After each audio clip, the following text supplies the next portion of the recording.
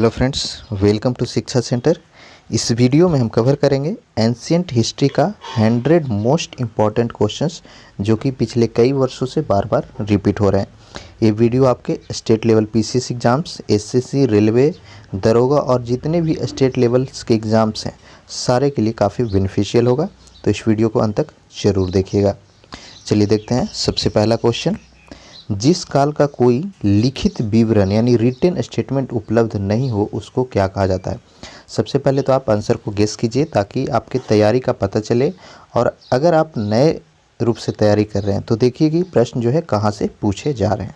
ठीक है, इसका पीडीएफ भी हम प्रोवाइड कराएंगे, वीडियो को लास्ट तक जरूर देखिएगा। तो इसका सही आंसर हो जाएगा ऑप्शन ए, प्रागैतिहासिक काल यानी प्री हिस्टोरिक पीरियड, जिसका कोई भी विवरण नहीं मिलता है उसे कहा जाता है।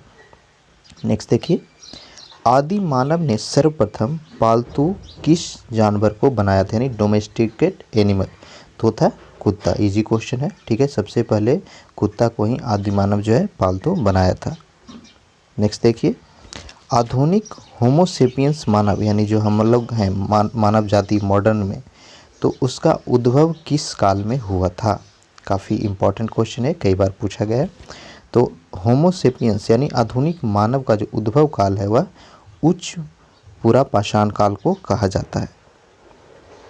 नेक्स्ट है, मानव ने आग का प्रयोग किस काल में प्रारंभ किया था। इम्पॉर्टेंट है, मानव ने आग का प्रयोग नव पाषाण काल में शुरू किया था। नेक्स्ट देखिए, प्रागैतिहासिक काल के अंतर्गत किन संस्कृतियों को रखा जाता है। इंपॉर्टेंट क्वेश्चन है, काफ़ी ज़्यादा है। ठीक है, प्रागैतिहासिक काल के अंतर्गत किन संस्कृतियों को रखा जाता है, आंसर गेस कीजिए। तो इसका सही आंसर हो जाएगा ऑप्शन सी, पाषाण, स्टोन एज जिसको बोला जाता है इंग्लिश में। नेक्स्ट देखिएगा, मानव द्वारा उपयोग में लाई गई पहली फसल ह्यूमन्स फर्स्ट क्रॉप कौन सी थी। कई बार पूछा गया है, स्टेट पीसीएस के पीटी एग्जाम्स में पूछा गया। ठीक है, तो सबसे पहले जो मानव है वह गेहूं की खेती किया था। ठीक है, किसकी खेती, गेहूं की खेती। इसमें आपको कन्फ्यूजन नहीं होना है। जौ जो है सिंधु घाटी सभ्यता का फसल जौ था, लेकिन सबसे पहले खेती गेहूं का हुआ था। नेक्स्ट है, मानव खाद्य पदार्थों का उत्पादक एवं उपभोक्ता कब बना यानी प्रोड्यूस करता है और खाने वाला। तो सबसे पहले यह नव पाषाण काल में शुरू हुआ था। ऑप्शन सी इसका सही होगा। नेक्स्ट है, कौन पुरातात्विक या पुरातत्व वेदा हड़प्पा के उत्खनन से संबंधित है। इंपॉर्टेंट है, हड़प्पा का उत्खनन, ठीक है, जो हुआ था वह किन के नेतृत्व में हुआ था। तो ये हो जाएंगे दयाराम साहनी। ऑप्शन ए सही होगा। ठीक है, दयाराम साहनी के नेतृत्व में ही हड़प्पा का उत्खनन हुआ था। कब हुआ था, 1921 ईस्वी। आप डेट भी याद रखिए, कई बार पूछा गया है। 1921 ईस्वी में हड़प्पा संस्कृति की खोज दयाराम साहनी के द्वारा की गई। नेक्स्ट है, सिंधु घाटी सभ्यता, इंग्लिश नेम है इंडस वैली सिविलाइजेशन, मानव इतिहास के किस काल से संबंधित है। इंपॉर्टेंट क्वेश्चन, इसका सही आंसर हो जाएगा ऑप्शन बी, आद्य ऐतिहासिक काल से संबंधित है सिंधु घाटी सभ्यता। नेक्स्ट है, हड़प्पा के स्थलों में कांस्य नर्तकी की मूर्ति यानी डांसिंग गर्ल ब्रोंज स्टैचू कहाँ से प्राप्त हुआ। इंपॉर्टेंट क्वेश्चन है। ठीक है, कांस्य नर्तकी की मूर्ति, तो ये मोहनजोदाड़ो से मिला था। ऑप्शन डी सही होगा। नेक्स्ट देखिए, कौन सा कथन असत्य है, गेस कीजिए। पहला, कालीबंगा से जूते खेत के साक्ष्य मिले हैं, ये तो सही है।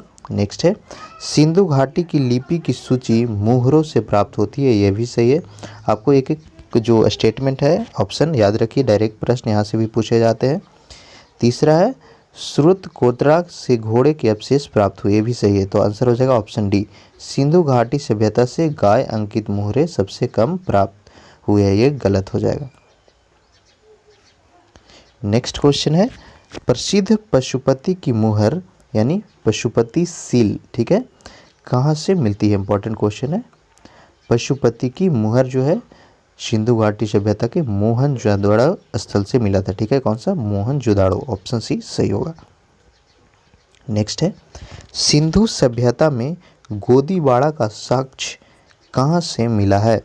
इसका सही आंसर होगा ऑप्शन डी, लोथल। ठीक है, लोथल से गोदीवाड़ा का साक्ष मिला है। फ्रेंड्स, यहाँ पे आपको याद रखना है कि सिंधु घाटी सभ्यता के जितने भी जगह हैं, प्लेसेस हैं, वहाँ से क्या क्या एविडेंस मिले हैं उसको आपको याद करना है, क्योंकि हमेशा यहाँ से प्रश्न पूछे जाते हैं। और वो जो स्थल है सिंधु घाटी सभ्यता को वर्तमान समय में किस राज्य में, 3 पॉइंट आपको याद रखने हैं।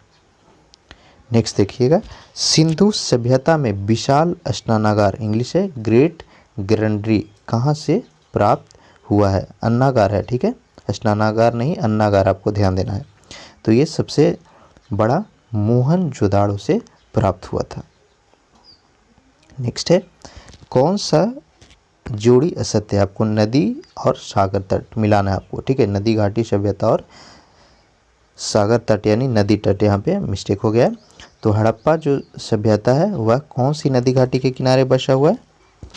असत्य पूछ रहा है। ठीक है, ये गलत हो जाएगा, पहला गलत होगा। दूसरा देखिए, मोहनजोदाड़ो सिंधु के किनारे है, कालीबंगा घाघरा नदी के किनारे है, और आलमगीरपुर हिंडन नदी के किनारे है। तो आपका यहाँ पे कमेंट करके बताना है कि हड़प्पा कौन सी नदी के किनारे बसा हुआ है। कमेंट कीजिएगा, हड़प्पा जो है कौन सी नदी के किनारे बसा हुआ है।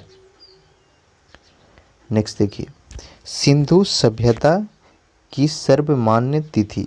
ठीक है, मतलब सबसे ज़्यादा, ऐसा तो कोई एक्चुअल प्रूफ नहीं है किस पीरियड है, लेकिन एग्जाम्स में जो पूछा जाएगा सिंधु घाटी सभ्यता की सर्वमान्य तिथि तो हो जाएगा 2500 से 1750 ईसा पूर्व। ठीक है, ऑप्शन भी सही है यहाँ पे। नेक्स्ट देखिएगा, भारत में मूर्ति पूजा का आरंभ कब से माना जाता है? Important question. भारत में जो अभी भी हमारी संस्कृति मूर्ति पूजा है उसका आरंभ है जो गुप्त काल से माना जाता है, ऑप्शन डी। ठीक है, गुप्ता एम्पायर में आरंभ हुआ था। नेक्स्ट है, ऋग वैदिक आर्य किसकी पूजा करते थे? ये भी इम्पोर्टेंट है। ऋग वैदिक आर्य तो यह प्रकृति की पूजा किया करते थे, नेचर की। नेक्स्ट है, आर्य भारत में सबसे पहले कहाँ बसे? इंपॉर्टेंट क्वेश्चन है दोस्तों, ये काफ़ी ज़्यादा। आर्य भारत में सबसे पहले सप्त सैंधव प्रदेश, ऑप्शन ए सही होगा, यहाँ पे बसे थे। नेक्स्ट क्वेश्चन देखिए, आर्यों का मूल निवास कहाँ पर था? इसका आंसर होगा ऑप्शन बी, एशिया माइनर। ठीक है, एशिया माइनर आर्यों का मूल निवास था।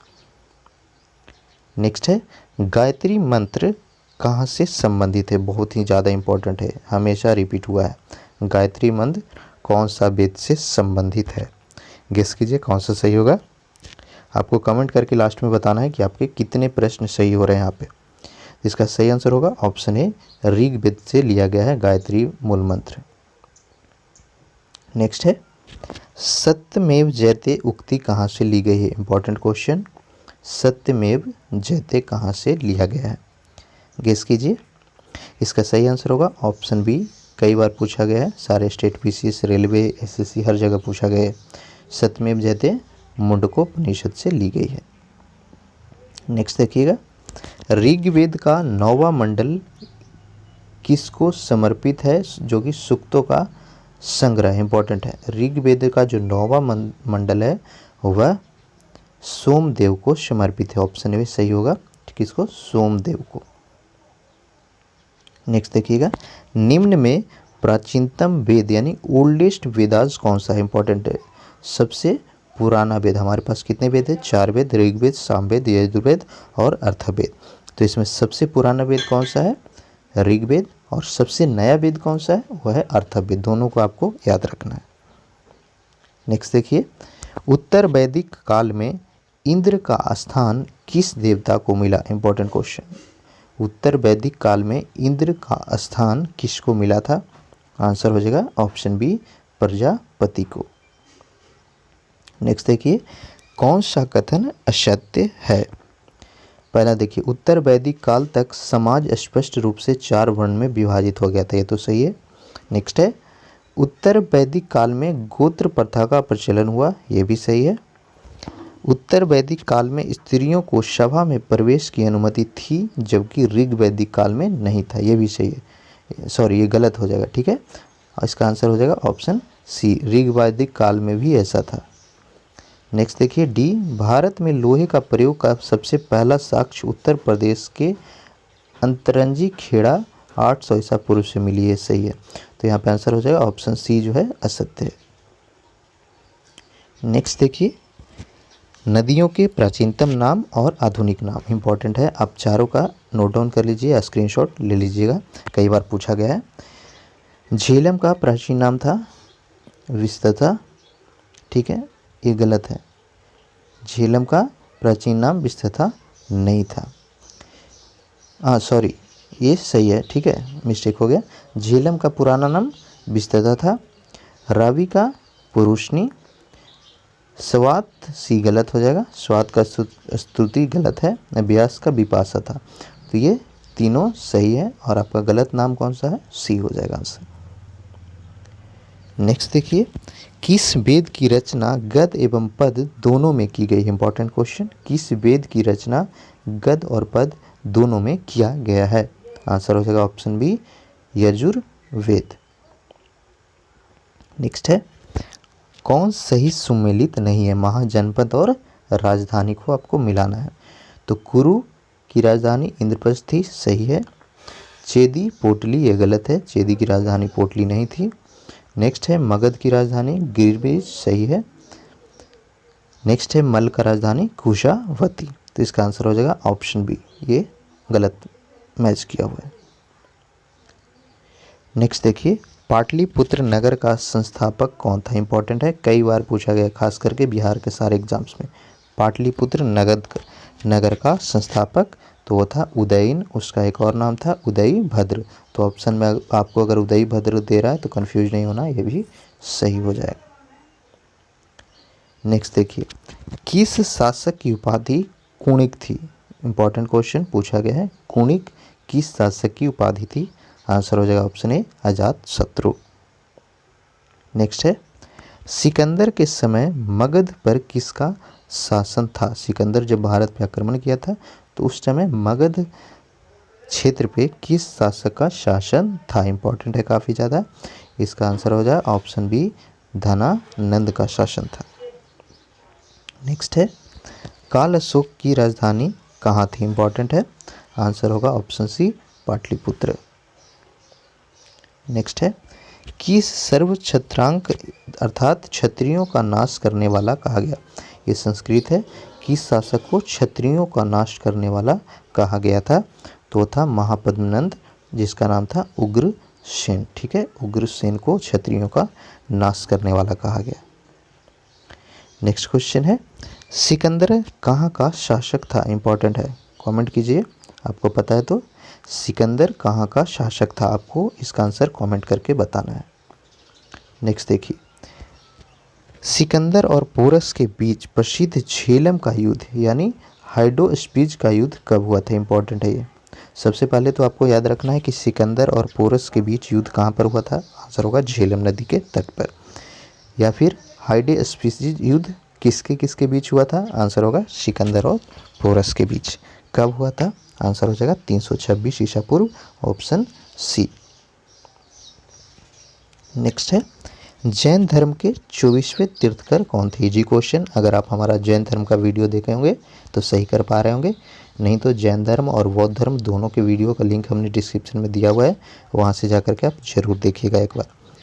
तो जैन धर्म के 24वें तीर्थकर थे महावीर, ऑप्शन बी सही होगा। नेक्स्ट है महावीर ने जैन धर्म में पूर्व से प्रतिपादित 4 महाव्रतों में कौन सा 5वां व्रत जोड़ा था, इंपॉर्टेंट है, ये भी कई बार पूछा गया है। तो 5वां व्रत जो है वह था ब्रह्मचर्य, जो कि जैन धर्म में महावीर स्वामी के द्वारा जोड़ी गई थी।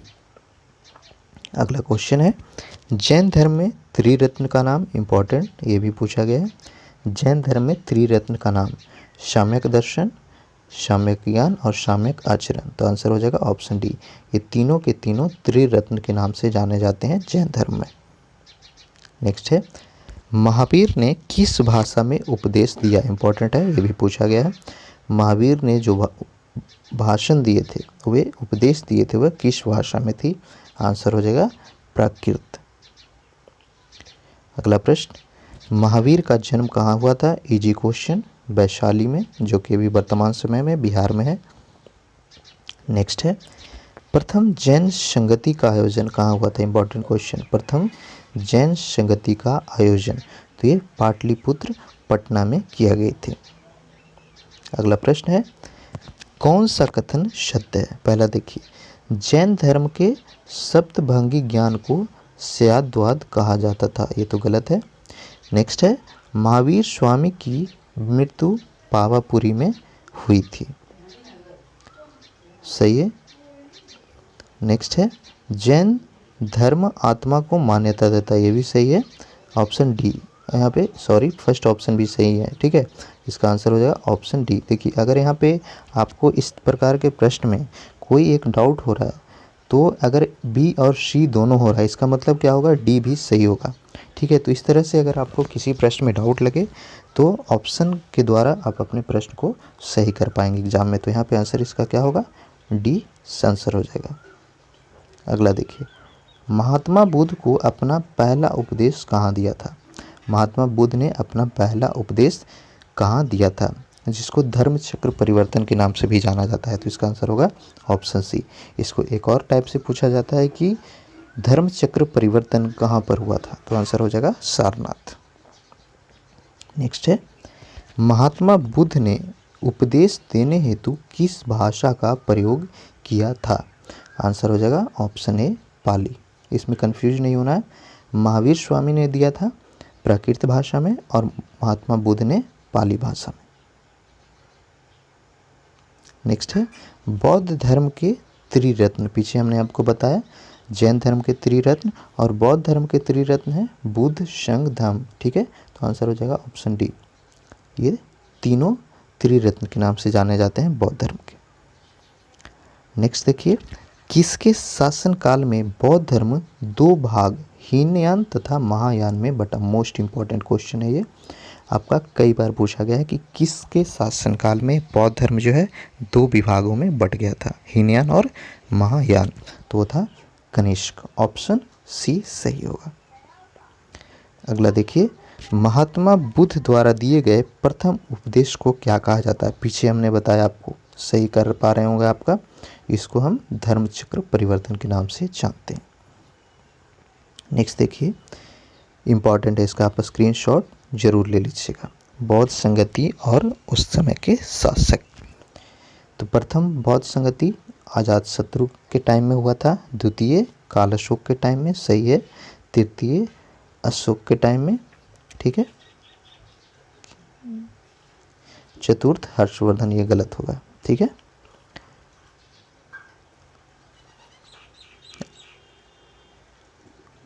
नेक्स्ट देखिए, बुद्ध के सर्वप्रिय शिष्य का नाम? इंपॉर्टेंट क्वेश्चन, काफ़ी ज़्यादा पूछा गया है हमेशा। गौतम बुद्ध के सबसे प्रिय शिष्य का नाम क्या था? आंसर हो जाएगा ऑप्शन बी, आनंद। नेक्स्ट है, चंद्रगुप्त मौर्य का प्रधानमंत्री कौन था? इंपॉर्टेंट क्वेश्चन, चंद्रगुप्त मौर्य का प्रधानमंत्री तो वो था विष्णुगुप्त, जिसको हम चाणक्य के नाम से भी जानते हैं, ठीक है।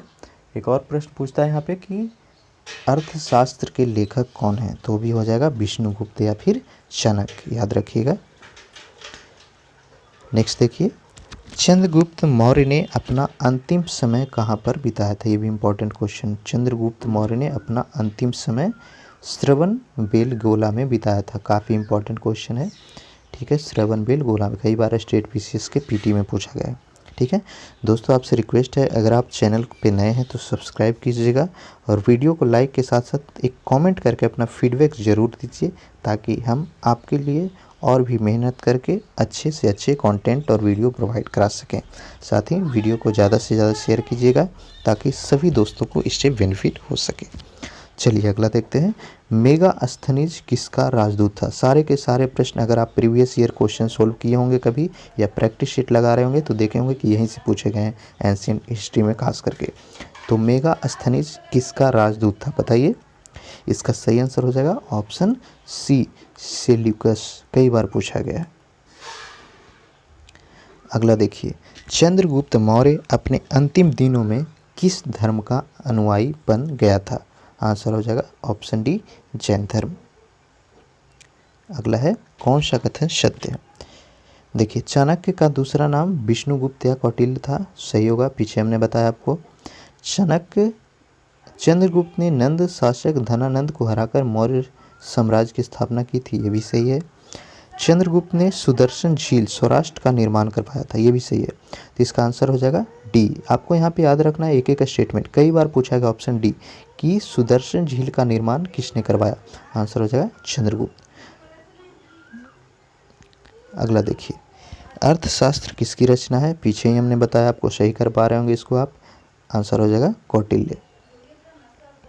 नेक्स्ट देखिए अशोक ने कलिंग पर आक्रमण कब किया था, वेरी वेरी इंपॉर्टेंट क्वेश्चन, हमेशा ये रिपीट होता है। अशोक ने कलिंग पर आक्रमण कब किया था, आंसर हो जाएगा 261 ईसा पूर्व, ध्यान दीजिए 261 ईसा पूर्व।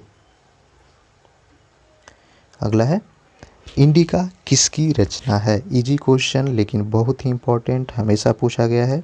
इंडिका किसकी रचना है, आंसर हो जाएगा ऑप्शन ए मेगास्थनीज। नेक्स्ट है बौद्ध धर्म के प्रचार के लिए अशोक ने किसे श्रीलंका भेजा, इंपॉर्टेंट क्वेश्चन। बौद्ध धर्म के प्रचार के लिए अशोक ने अपने पुत्र और पुत्री महेंद्र और संघमित्रा को श्रीलंका भेजा था, तो ऑप्शन डी सही होगा, महेंद्र और संघमित्रा दोनों, ठीक है। नेक्स्ट क्वेश्चन है अशोक के शिलालेखों की खोज सर्वप्रथम किसने की, इंपॉर्टेंट क्वेश्चन है। Found erects of Ashoka, Ashok के जितने भी शिलालेख है उसका सबसे पहले खोज पाथरेडी पैंथलेर ने की थी, ऑप्शन बी सही होगा। यहाँ पे आपको ध्यान देना है, एक प्रश्न और पूछा जाता है कि शिलालेखों को सबसे पहले किसने पढ़ा था, ठीक है, डिक्रिप्ट किया था, तो उस केस में आंसर हो जाएगा ऑप्शन ए जेम्स प्रिंसेप ने सबसे पहले उसको पढ़ा। लेकिन सबसे पहले खोज किसने किया था, तो ऑप्शन बी सही होगा, पाथरेडी पैंथेलर। नेक्स्ट देखिए अशोक के शिलालेखों को किसने पढ़ा, हमने आपको पीछे बताया, आंसर सही कर पा रहे होंगे आप, आंसर ए हो जाएगा। नेक्स्ट देखिए सांची का स्तूप का निर्माण किसने करवाया, इंपॉर्टेंट क्वेश्चन। सांची के स्तूप का निर्माण अशोक के द्वारा किया गया था। सांची का स्तूप किस राज्य में स्थित है, आप कमेंट करके बताइए, ये भी कई बार पूछा गया है।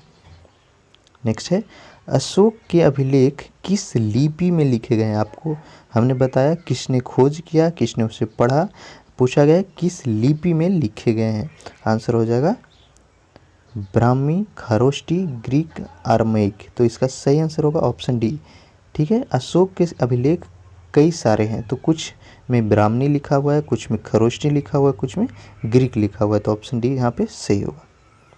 अगला देखिए चंद्रगुप्त मौर्य की सेंड्रोकोटस के रूप में पहचान किसने की थी, सेंड्रोकोटस, इसका आंसर हो जाएगा option B William Jones. Next है अशोक के किस शिलालेख में उसकी कलिंग विजय का उल्लेख मिलता है, बहुत इंपॉर्टेंट क्वेश्चन है दोस्तों, ये हमेशा रिपीट होता है। अशोक के किस शिलालेख में कलिंग विजय का उल्लेख मिलता है, आंसर हो जाएगा ऑप्शन ए 13वां, ठीक है, 13वें उल्लेख में। अगला देखिए मौर्य काल में गुप्तचरों को क्या कहा जाता था, गुप्तचर होते थे तो उनको संस्था, गूढ़ पुरुष और संचार, ऑप्शन डी सही होगा, ये तीनों नाम से गुप्तचरों को जाना जाता था। नेक्स्ट है मेगास्थनीज के अनुसार भारतीय समाज कितने भागों में विभक्त था, यानी बटा हुआ था, इंपॉर्टेंट है, ठीक है, बहुत ही इंपॉर्टेंट है ये। भारतीय समाज मेगास्थनीज के अनुसार 7 भागों में बटा हुआ था। अगला है चंद्रगुप्त मौर्य के महल के अवशेष कहाँ से मिले हैं, इसका सही आंसर है ऑप्शन ए कुम्हरार, जो कि पटना बिहार में स्थित है। नेक्स्ट है अशोक के धम्म की परिभाषा कहाँ से ली गई, इंपॉर्टेंट है बहुत ज़्यादा, अशोक के धम्म की परिभाषा कहाँ से ली गई है, आंसर हो जाएगा ऑप्शन सी राहुलोबादसूत। अगला देखिए मौर्य काल में प्रचलित विष्टि क्या थी, इसका आंसर है निशुल्क श्रम, ठीक है, निशुल्क श्रम ये था प्रचलित विष्टि किसमें, मौर्य काल के समय। नेक्स्ट है भारत में सर्वप्रथम सोने के सिक्के किसने चलाए थे? वेरी वेरी इंपॉर्टेंट, हमेशा पूछा गया है। सोना का सिक्का भारत में सबसे पहले किसके द्वारा चलाया गया था? आंसर हो जाएगा ऑप्शन बी, इंडो ग्रीक के द्वारा। अगला देखिए, शीशे के सिक्के किस वंश के शासकों ने चलाए? आंसर होगा सतवाहन। यहाँ से आपको रिलेट करना है। सतवाहन का पहला शब्द क्या है? स, शीशा, स। तो सतवाहन ने शीशे के सिक्के चलाए। तो इस तरह से अगर शब्दों को आप रिलेट करके पढ़ेंगे तो जैसे ही एग्जाम में आपको ऑप्शन मिलेगा आप आसानी से छांट करके सही कर पाएंगे। नेक्स्ट देखिए, ब्राह्मणों को सर्वप्रथम भूमि अनुदान देने की प्रथा किनके समय में हुई? ये भी इम्पोर्टेंट है। आंसर हो जाएगा शातवाहन। नेक्स्ट है, रुद्र दामन कौन था? इम्पोर्टेंट है, कई बार पूछा गया है, खास करके बीपीएससी पीटी और भी स्टेट पीसीएस का पीटी में पूछा गया है। इसका सही आंसर है शाक शासन। ठीक है, रुद्र दामन कौन था? यह शाक शासक था। अगला देखिए, कनिष्क का राजवैद्य, इंपॉर्टेंट क्वेश्चन, कनिष्क का राजवैद्य तो चरक था। नेक्स्ट है, कनिष्क बौद्ध धर्म की किस शाखा का अनुयायी बना? देखिए, बौद्ध धर्म का विभाजन कब हुआ था? कनिष्क के शासनकाल में ही। किसमें? हीनयान और महायान में। तो कनिष्क जो था वह किसका फॉलोअर था? ऑप्शन हो जाएगा बी, महायान का। नेक्स्ट है, कनिष्क की राजधानी कौन सी थी? आंसर हो जाएगा पुरुषपुर। ठीक है, पुरुषपुर। नेक्स्ट है, जूनागढ़ से प्राप्त संस्कृत का पहला अभिलेख किस शासक का है? इंपॉर्टेंट क्वेश्चन, जूनागढ़ से प्राप्त संस्कृत का पहला अभिलेख किस शासक का है? आंसर हो जाएगा रुद्रदामन। नेक्स्ट है, किस स्थान पर रोम बस्ती मिली है? यह हो जाएगा अरिकमेड़ु। ठीक है, रोम बस्ती कहाँ पर मिली है? अरिकमेड़ु में। अगला है, किस शासक ने गुप्त संवत का प्रारंभ किया था? इंपॉर्टेंट क्वेश्चन है, बहुत ही ज़्यादा, कई बार पूछा गया। गुप्त संवत का आरंभ किस शासक ने किया? आंसर हो जाएगा चंद्रगुप्त प्रथम। कौन सा? चंद्रगुप्त प्रथम ने। नेक्स्ट देखिए, भारत का नेपोलियन किस गुप्त शासक को कहा गया है? इंपॉर्टेंट है। आंसर हो जाएगा ऑप्शन डी, समुद्रगुप्त को भारत का नेपोलियन कहा जाता है। अगला है, चीनी यात्री फाहान किसके शासनकाल में आया? आपको याद रखना है दोस्तों, जो 2-3 चीनी यात्री है, अरबी यात्री है, वह किस शासक के समय आए? इसको आप नोट डाउन जरूर कर लीजिए बुक से, क्योंकि हमेशा यहाँ से प्रश्न पूछे जाते हैं। यहाँ पे चीनी यात्री जो फाहान है वह चंद्रगुप्त विक्रमादित्य के समय में आया था। ठीक है, कौन, किसके समय? चंद्रगुप्त विक्रमादित्य के समय फाहान आया था। हेनसांग किसके समय आता है? वो भी पूछा जाता है, इंपॉर्टेंट है। हेनसांग किसके समय आया था? तो हे ह से शुरू होता है, यहाँ से ह, हर्षवर्धन। तो हेनसांग जो है हर्षवर्धन के शासनकाल में आता है, इसको भी याद रखिए।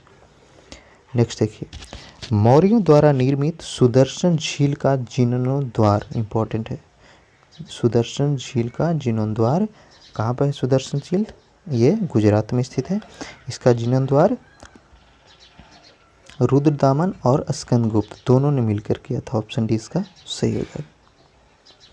नेक्स्ट है, भारत पर हूनों का आक्रमण किसके शासनकाल में हुआ? इंपॉर्टेंट है, ये भी कई बार पूछा गया है। भारत पर हूनों का आक्रमण किसके शासनकाल में हुआ? आंसर हो जाएगा ऑप्शन ए, स्कंदगुप्त के शासनकाल में। नेक्स्ट है, नवरत्न किस गुप्त शासक से संबंधित है? नवरत्न तो ये हो जाएगा चंद्रगुप्त विक्रमादित्य के दरबार में नवरत्न थे। ठीक है, ऑप्शन बी। नेक्स्ट देखिए, नालंदा विश्वविद्यालय का संस्थापक कौन था? इंपॉर्टेंट है, खास करके बिहार के सभी एग्जाम्स के लिए। नालंदा विश्वविद्यालय का संस्थापक तो था कुमार गुप्त। नेक्स्ट है, गुप्तकालीन स्वर्ण सिक्कों को क्या कहा जाता था? तो उसे दीनार के नाम से जाना जाता था। ठीक है, चलिए अगला देखते हैं। निम्न में कौन सुमेलित नहीं? रचना और रचनाकार। तो पहला देखिए, मुद्रा राक्षस सही है, यह विशाख दत्त के द्वारा रचित है। अभिज्ञान शकुंतलम कालिदास की रचना है।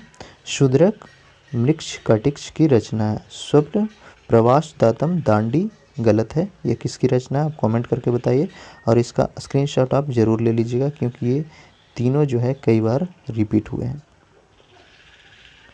नेक्स्ट देखिए, बाणभट्ट किसके दरबारी कवि थे? आंसर हो जाएगा हर्षवर्धन। आप यहाँ पे देखे होंगे हर्षचरित्र, ठीक है, तो हर्षचरित्र, हर्ष के वर्धन के बारे में जो लिखा है वह किसने लिखा? तो बाणभट्ट। तो उसके दरबारी कवि कौन हो जाएंगे? बाणभट्ट। तो यहाँ से आपको अगर डाउट हो रहा है तो ऑप्शन को एलिमिनेट करके आप सही कर सकते हैं। अगला देखिए, हर्षवर्धन की राजधानी का नाम क्या था? गेस कीजिए कौन सा सही होगा। तो इसका सही आंसर है ऑप्शन बी, हर्षवर्धन की राजधानी का नाम कन्नौज था। नेक्स्ट देखिए, चीनी यात्री हिनशांग किसके शासनकाल में आया? हमने पीछे बता दिया है, आप सही कर पा रहे हैं इसका आंसर को। इसका आंसर हो जाएगा ऑप्शन ए, हर्षवर्धन। नेक्स्ट देखिए, कन्नौज के लिए त्रिपक्षीय संघर्ष में अंतिम विजय किसकी हुई थी? इंपॉर्टेंट क्वेश्चन है, ठीक है। कन्नौज के लिए जो संघर्ष हुआ था त्रिपक्षीय, उसमें विनर कौन हुआ था? आंसर हो जाएगा ऑप्शन बी, प्रतिहारों का। नेक्स्ट है, किस राष्ट्रकूट शासक ने एलोरा के पर्वतों को कटवाकर प्रसिद्ध कैलाश मंदिर बनवाया था? कैलाश मंदिर का निर्माण किसने करवाया? आंसर होगा कृष्ण प्रथम, सी। नेक्स्ट है, वातापी किसकी राजधानी थी? इजी क्वेश्चन, आंसर होगा चालुक्य। चालुक्य की राजधानी ही वातापी थी। अगला देखिए, स्थायी स्वशासन किसके प्रशासन की मुख्य विशेषता थी? स्थानीय स्वशासन। तो यह चोल साम्राज्य की विशेषता थी। चोल शासन की विशेषता थी क्या? स्थानीय स्वशासन। नेक्स्ट है, बृहदेश्वर मंदिर का निर्माण, इंपॉर्टेंट है काफ़ी ज़्यादा ये। बृहदेश्वर मंदिर का निर्माण किसने करवाया था? आंसर हो जाएगा राजा राज वन के द्वारा बनवाया गया। नेक्स्ट है, एलिफेंटा गुफा मंदिरों का निर्माण किस राजवंश के शासनकाल में हुआ था? एलिफेंटा गुफा, तो ये राष्ट्रकूटों के समय में हुआ था। ऑप्शन डी सही है। नेक्स्ट है, कश्मीर में मातृंड सूर्य मंदिर का निर्माण किसने करवाया? आंसर हो जाएगा ललित दित्य मुक्ता पिंड, ऑप्शन सी। ठीक है, तो ये थे 100 most important question ancient history के। अगर चैनल पर नए हैं तो सब्सक्राइब कर लीजिए लाल बटन पे जा करके और नोटिफिकेशन को ज़रूर ऑन कीजिएगा ताकि हर वीडियो का नोटिफिकेशन आपको मिले। साथ ही इसका पीडीएफ्स के लिए हमारा टेलीग्राम चैनल है शिक्षा सेंटर, उसको ज्वाइन कीजिए और हमारा फेसबुक ग्रुप का लिंक डिस्क्रिप्शन में दिया हुआ है, वहाँ से जा करके सारे अपडेट्स के लिए ज़रूर ज्वाइन कीजिएगा। वीडियो को लाइक और ज़्यादा से ज़्यादा शेयर कीजिए। Thank you.